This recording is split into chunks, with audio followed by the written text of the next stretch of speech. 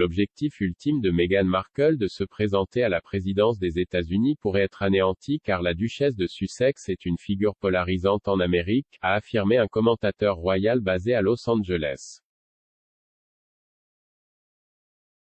L'expert royal Kinsey Schofield a prédit que Meghan, qui vit en Californie avec le prince Harry après avoir quitté ses fonctions royales, fera un jour une offre pour la Maison-Blanche. Les commentaires de Madame Schofield interviennent après que la duchesse a alimenté les spéculations en cours sur ses ambitions politiques avec son interview dans le magazine Vogue sur la décision américaine sur l'avortement.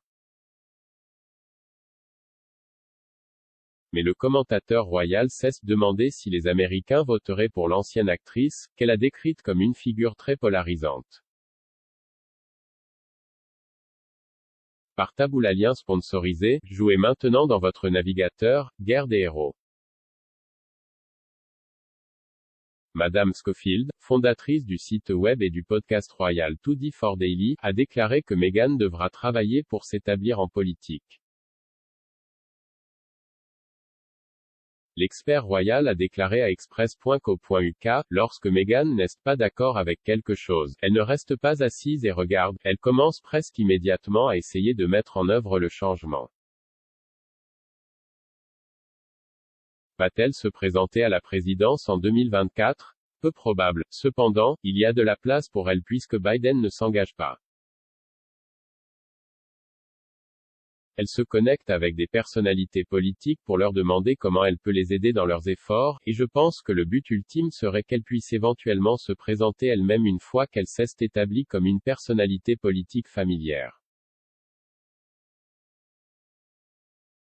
Nous savons qu'elle est encadrée par plusieurs personnalités politiques plus haut placées.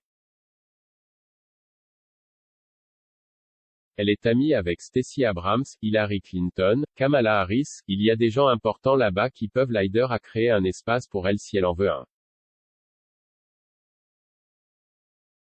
Le peuple américain voterait-il pour elle? Je ne pense pas. C'est une figure très polarisante aux États-Unis.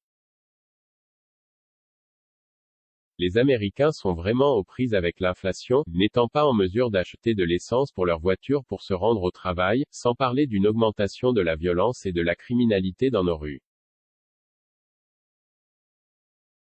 Ils ont l'impression qu'elle leur prêche depuis son manoir de Montecito dans un poste qu'elle a obtenu grâce à son mariage. Elle aidera probablement à collecter des fonds cette saison politique et pourrait apparaître sur certains panneaux des encouragements des électeurs ou des soumissions numériques comme elle l'a fait auparavant. Elle devrait s'établir en tant que personnalité politique avant de se lancer dans la course, et je ne considérerai pas l'article de Vogue comme une grande décision politique. C'est juste une Américaine déçue qui a eu l'occasion de s'exprimer contre Roe contre Wade et qui l'a fait.